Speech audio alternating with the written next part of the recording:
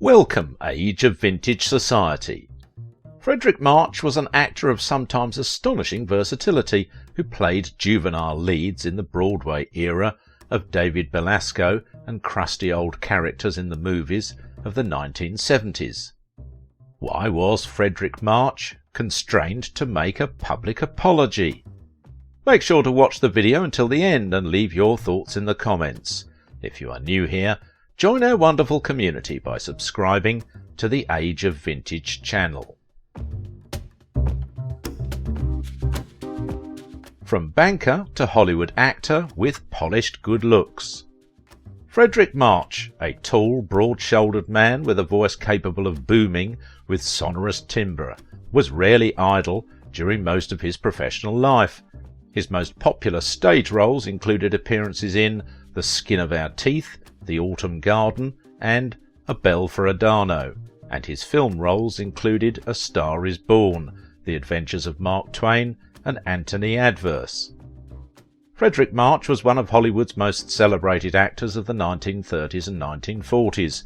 He is best remembered for his dual role in the horror classic Dr. Jekyll and Mr. Hyde, which won him the prestigious Academy Award for Best Actor.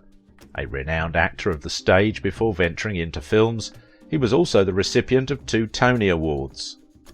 He was born as Ernest Frederick McIntyre Bickle on August 31, 1897, in Racine, Wisconsin, to Cora Brown Marcher, a schoolteacher, and John F. Bickle, who worked in the wholesale hardware business.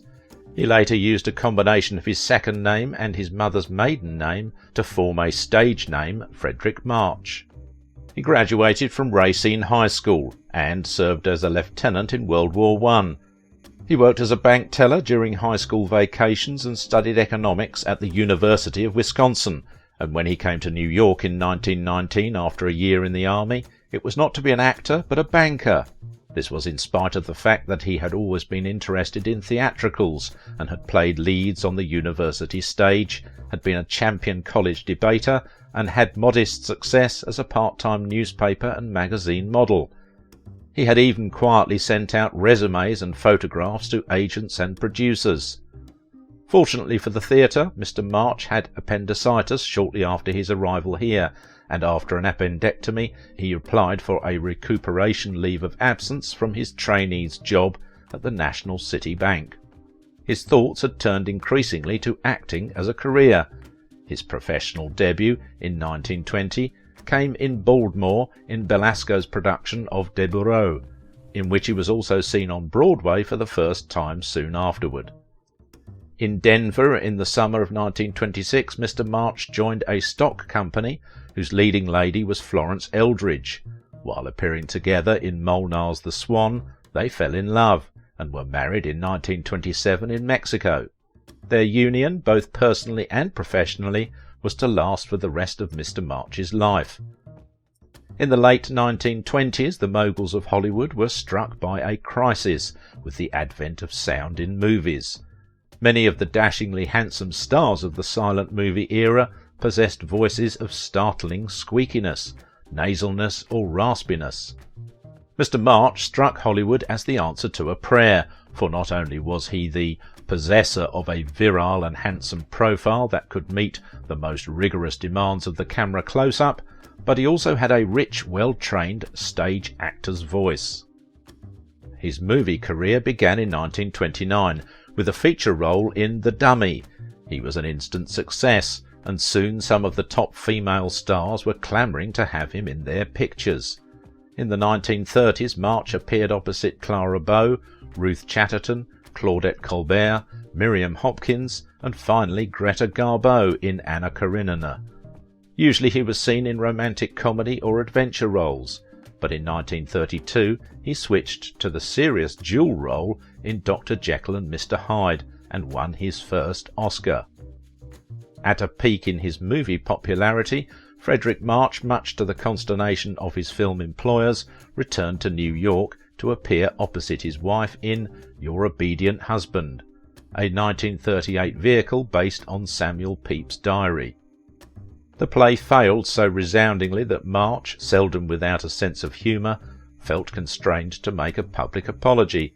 he and Miss Eldridge bought advertising space in trade publications that showed a sketch depicting them as two trapeze artists missing each other's grip in mid-air. "Oops, sorry," read the caption. The marches tried again in the American way the following year with better results, and from then on Fredric March was to deftly balance his work between movies and plays. "It has been my experience," he said years later, "that work on the screen clarifies stage portrayals and vice versa. You learn to make your face express more in making movies, and in working for the theatre you have a sense of greater freedom."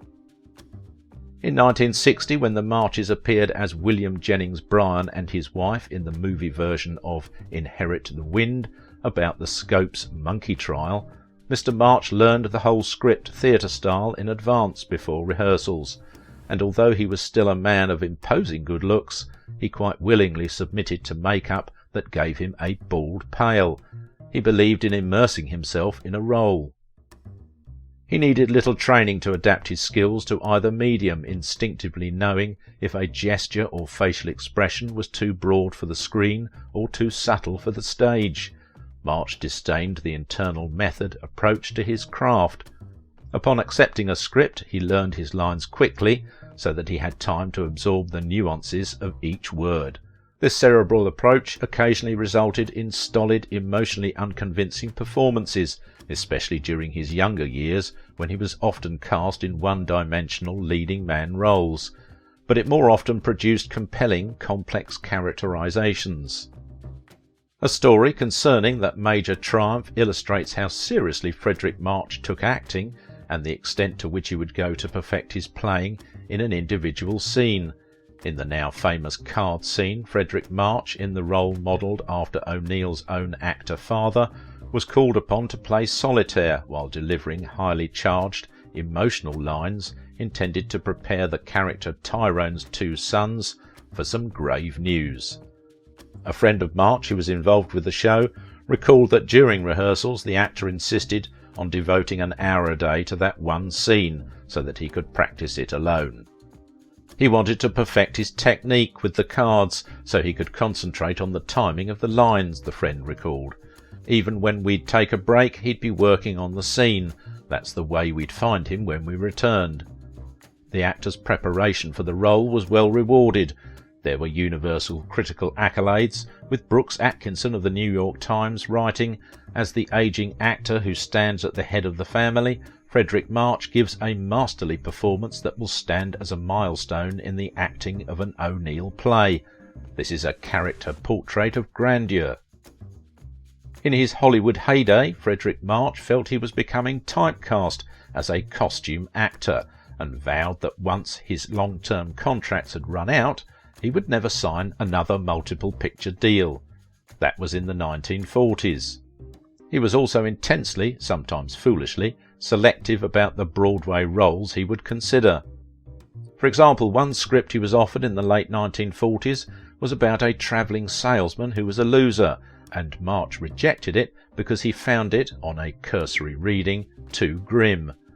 The play was Arthur Miller's Death of a Salesman, and the role of Willie Loman went to Lee J. Cobb, who became the season's toast of Broadway.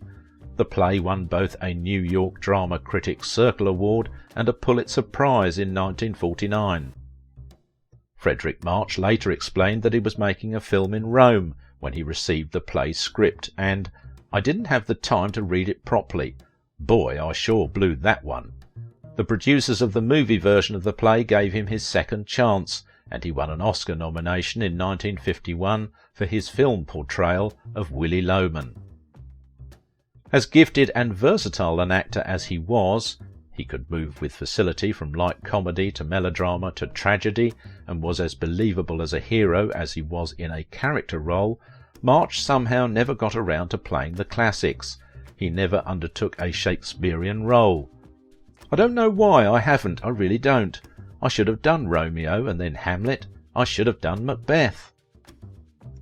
In 1940, Fredric was one of the many Hollywood personalities who ran afoul of Representative Martin Dies, then chairman of the House Committee on Un-American Activities, who had started a widely publicised hunt for for communists in the filmmaking community.